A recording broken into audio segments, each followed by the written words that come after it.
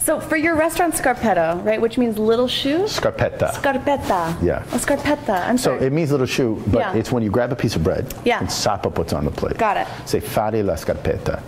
It's good. To make fare. Yeah. I know. I Yeah, studied clearly. in Rome, so Yeah, I know I can un hear po' that. Italiano. I speak a little bit. Yeah, yeah. So you make the soup, right? You should stop that right now. So basically, whatever is like leftover residual sauces on the Yes. plate, you take a piece of bread and sop it up. Very nice. And so they say to make a scarpetta. And if you look at the logo, the actual the branding and logo of Scarpetta, it is what the plate looks like after the bread I is saw that, through. like a smear. A schmear, A yes. schmear. Yes. A little schmear. Yeah.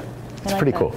Clever. Okay. That's all I got. That's it. No, that's very That's cool. all I got. And so you have multiple locations, right? Miami, Beverly Hills, Toronto. Las Vegas, New York, Miami, and Beverly Hills, yes. Got Los it. Angeles.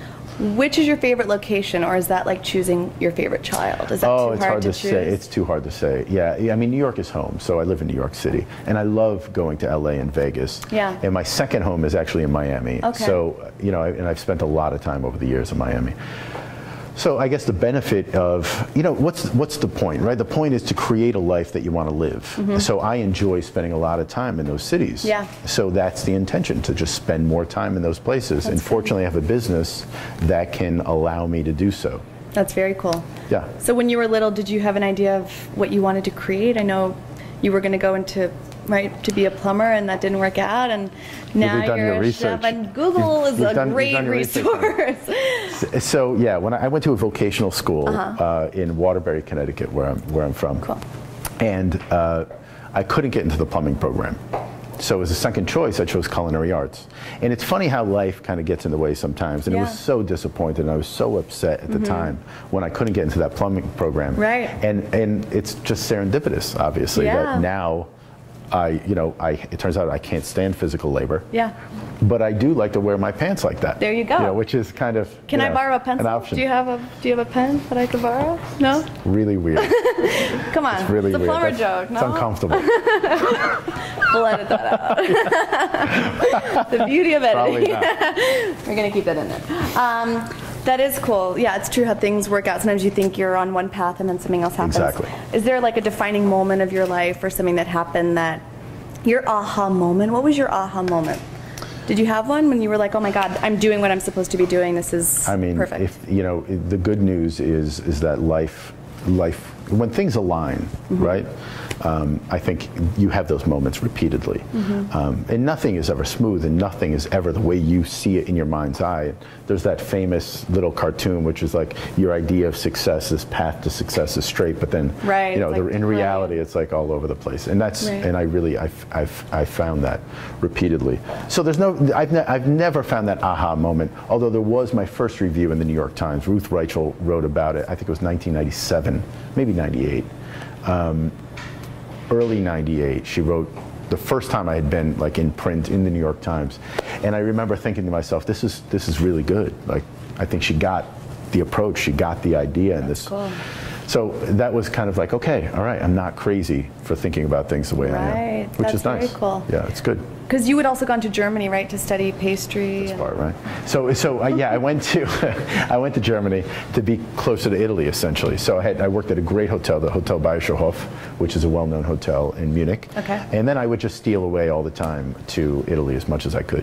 Where would you go in Italy? Was that just to get inspiration? I would go everywhere. Yeah, I'd take trains to Bologna. I'd go a little farther south. I'd go to Rome, Florence. You know, all the Venice, all the necessary places you have to go, and then take a car sometimes and just drive, and that was great. Those were very formative and inspiring years. Very I would cool. say. Is there a specific meal or experience or ingredient that you discovered during that time that still influences you? No, I wouldn't say that it was a discovery of ingredients or products or anything other than it was just a confirmation in my belief of the soulful aspects of Italian cuisine. Very cool. If that makes sense. Yeah, definitely. Yeah. So in terms of this idea of like breaking bread, and I think the Italians do it so well, right? Like everyone comes together and they share a meal.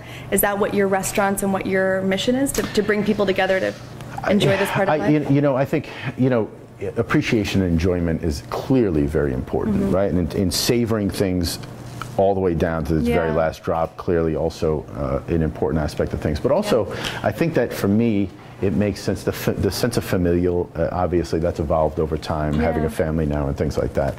But most importantly, it's the balance between, there's a word in Italian, it's called sprezzatura. Okay. So sprezzatura is this art of making the elegant look very easy to do, so to speak. A certain sprezzatura. Okay, So there's certain nonchalance, if you will. So whether it be, having an office like this, which is kind of your traditional, typical Soho loft space in the heart of New York City, and adding some modern components to it, and also balancing with rusticity, and really creating a mood and an energy that's unique, but also familiar, simultaneously. Yeah, warm that's and kind inviting. Exactly. That's kind of what I love about this industry to begin with. Very cool. Yeah. Do you have a mentor, someone who influences you, who does that really well that No. you emulate? No. So you're the pioneer. No. So okay. I've never. It's very strange because everybody. You know what? I've never worked for that great chef, right? I never worked for Jean-Georges and Danielle and all those great chefs coming up, because I really always wanted my own very particular point of view on things. So I've worked with some good people, but never that. I never wanted to be someone else's disciple. If that makes sense. Sure. I wanted to be able. It took me a little longer, but I wanted to be able to create my own vision for things that are unique to me and my sensibility and my, my kind of spirit, if that makes sense. When and how do you get your best ideas as a creative person that's marching to the beat of your own drum?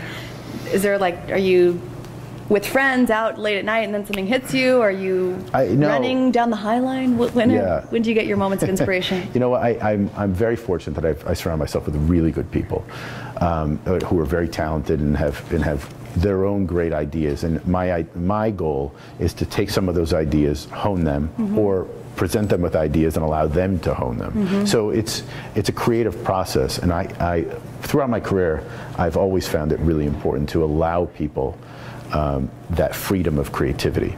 So, but what's the box that you got to live in? Like, what's the framework?